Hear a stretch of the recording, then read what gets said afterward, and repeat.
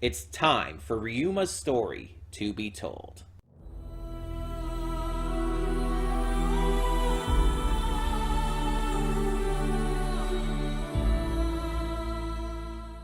Hey everyone, welcome to Princess Gay. I'm your host Connie, and today we are here with Monsters 103 Mercies Dragon Damnation. This is a one-off special that is based off of the one-shot manga written by Eiichiro Oda. It is a canonical prequel to One Piece that stars the swordsman Ryuma from the land of Wano and the story of how he slayed a dragon. If you may recognize the name Ryuma, his zombie was seen in Thriller Bark. Zoro and Brook fought him. He also was mentioned in the Wano arc because of Zoro carrying his sword and having to return it to the land of Wano before getting Enma. So this is something that Oda worked on prior to One Piece. Again, it was a one-shot, and as such is a one-off special. And all I know about it is the basic concept of it. Because Ryuma's legend, again, is in One Piece. It is a direct prequel to One Piece. I don't know anything else about the plot, but I do know, apparently, that there's some pretty good voice actors in the dub version. We are going to be watching it in sub, but apparently, from what I heard, Ryuma himself is voiced by Robbie Daymond. That's really cool. And Brianna Knickerbocker is in it too. If you don't know the name, Brianna Knickerbocker is the English dub voice of Rem in ReZero, and she is also Tuesday Simmons in Carol and Tuesday, which is one of my favorite shows of all time. So that's a pretty notable deal. And I've gotten to meet her at Youmacon, actually. But yeah, we are doing the Japanese version, the original Japanese for this reaction, because we do the original Japanese for One Piece. I just feel like it's the right move to make here. Now, this special is not done by Toei. I do know that as well. It's not done by Toei, it's done by a different company. I don't remember which one off the top of my head. So the animation and everything is going to look different than it does with the One Piece anime you're used to. Also, there's probably just going to be notably different voicing and just a different style to it. Again, keep in mind that this is based off of a one-shot that Oda wrote before One Piece. This is, like, going to be different in a way. But, again, this is also retroactively canon to One Piece. Because Ryuma straight up appears in One Piece. Yeah, I'm very interested to see how this all goes down, though. Because this legend, if you're a One Piece fan, you've known about this legend. And now we actually get to see it. It just sucks that it's only in a single 25-minute special. Like, I wish there was more. You know what I mean? I just really wish there was more, but it was a one-shot manga in the first place. There just isn't more, and there's not really meant to be more. So I just hope that in this time we get exactly what we need, and I hope that it's satisfying and really exciting. So, that all being said, let us get on with this and hope for the best. So when the screen fades to black, pause this redirect and go to the description below. Follow the link to the reaction, and after you watch it, come back here to the redirect and resume play. Because after it fades to black, then fades back in, everything from that point forward will be my afterthoughts, and will contain spoilers to the special. So, that being said, thank you so much for tuning in, and I will see you at the reaction. And we are back, and we'll begin with spoilers in 3, 2, 1, now. Yeah, there is definitely a part of me that wishes that there was more. But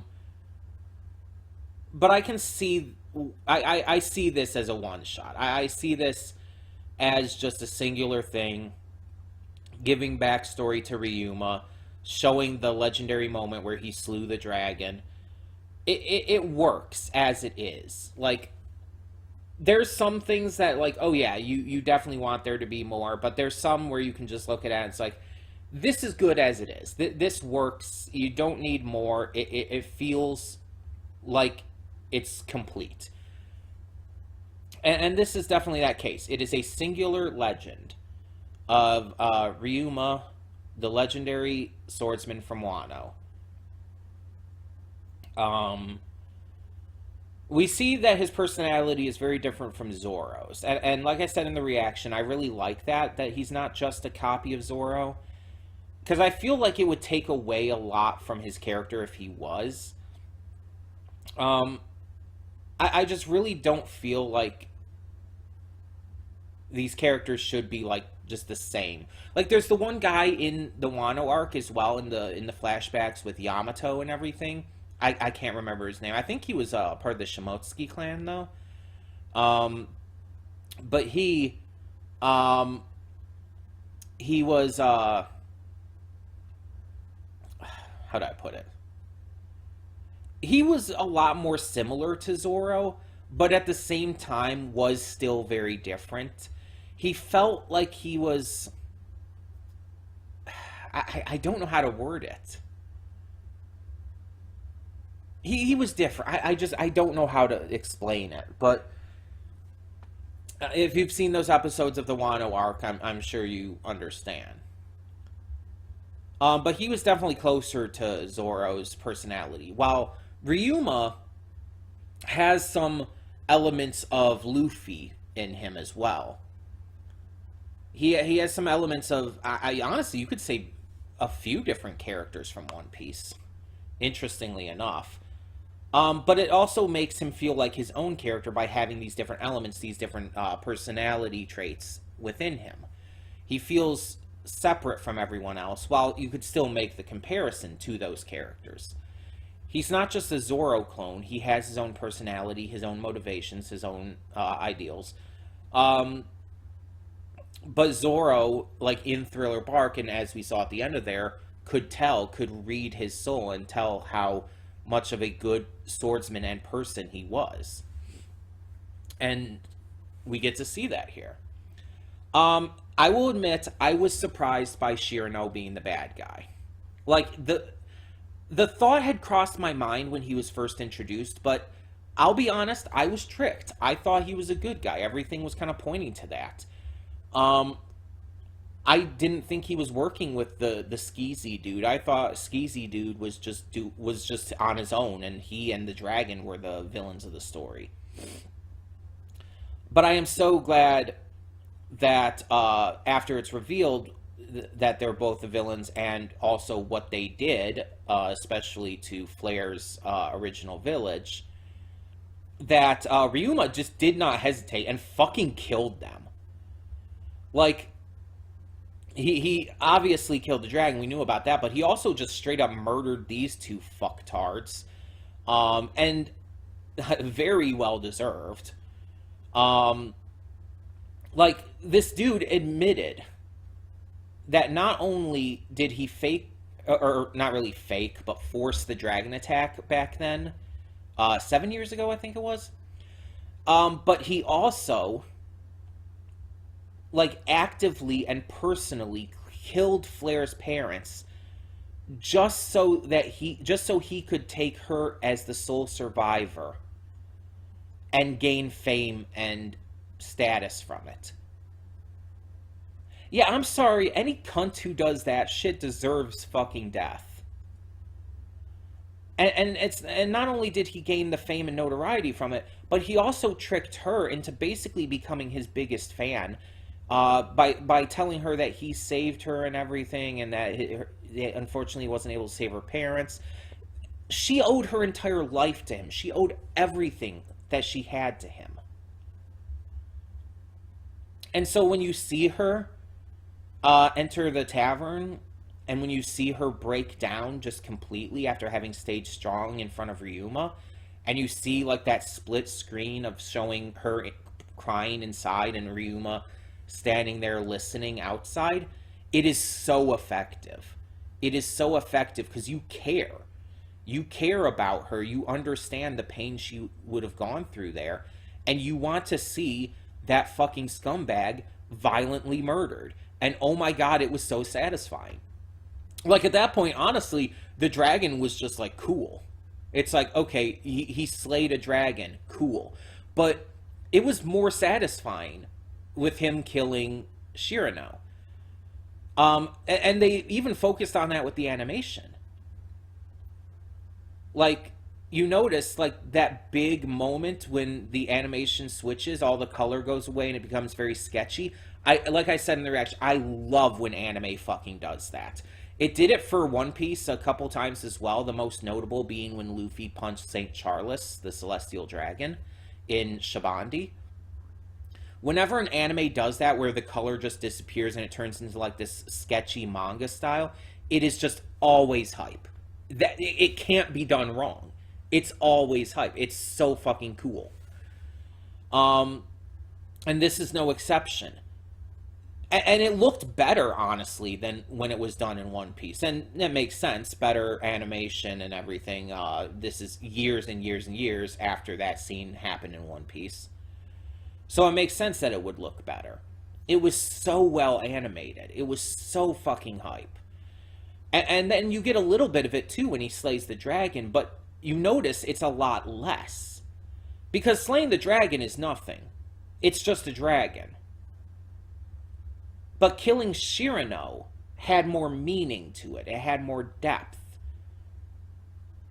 It meant more for this story. And that's why it got more of a focus with the animation uptick there. And the style change and everything. And I think that was the right decision. Again, this is very much just a one-off story. Ryuma's a traveling swordsman. He just comes upon this village and all of this happens. We can imagine other stories that he might have gone through, but we don't really need to see anything more. It feels like it's a complete story. This is what was meant to be told here. And I'm fine with that. I'm happy with that. I'm satisfied with what we got. And that ending, though, when it transitions to Thriller Bark, like, God, that gave me chills. That was so good. I'm so happy that it did that. Because I really doubt that was in the manga. For multiple reasons. The manga one-shot that this special is based off of, that was... I can almost guarantee you that was not in there. Because Oda hadn't created One Piece yet. He hadn't created Zoro yet. He hadn't created Thriller Bark. But that was definitely part for the anime to bridge that gap and to basically confirm it for a lot of people, I'm sure, that this is canon to One Piece. That is the same Ryuma. And that's just awesome. It's so fucking awesome. Yeah, the animation was great in here. The voice acting was great. I did go back and check out a little bit of the English dub, and it was really good. Robbie Daymond, it was very obviously Robbie Daymond. He did a great job as Ryuma. I don't know who voiced the other characters besides Brianna Knickerbocker as Flair. And again, it was very clearly her. If you've seen ReZero, you can hear the Rem voice in there a little bit. Just, not as shy and quiet. Though Rem does get a little more loud at points, so you can hear it. Not as much Tuesday from Carol and Tuesday, because that's a very different performance, to be fair. Yeah, I don't know who voiced Shirano or the Skeezy dude, but the voices worked perfectly for them. Everything just worked in the dub and the sub. So I feel like both are good. It's one of those cases where you could go either way and it doesn't really matter. But yeah, like everything about this was really good. Like, was it on par with One Piece's best stuff? Probably not, no. I mean, it's a one-shot thing. It's not going to have the amount of storytelling and world building and character work that One Piece has at its best. So, of course, it's not going to be on that level. But it's still really good. Like, A plus and everything, you know? It's just One Piece, when it's at its best, is something special, you know? This is still on level with a lot of One Piece stuff, though. A lot of really, really good stuff in One Piece still. Just not with One Piece's best stuff. If I'm making any sense here. I hope you understand what I'm trying to say. But yeah, for as short as this was, it sucks that it was basically the length of a single episode. I kind of wish it would have been like double length, but they would have probably had to add a lot in it to it. Because this is probably all that was in the manga, plus, of course, the end scene with him and Zoro in Thriller Bark. There probably wasn't really anything more to the manga, so it's like they would have had to add anime original stuff, and I feel like this is fine. I feel like, again, I'm satisfied with what we were given. But tell me in the comments below, what did you think of Monsters 103 Mercies Dragon Damnation? Let me know your thoughts down in the comments below, and for now, thank you so much for tuning in. I'm Connie, and I'm signing off. See y'all next time.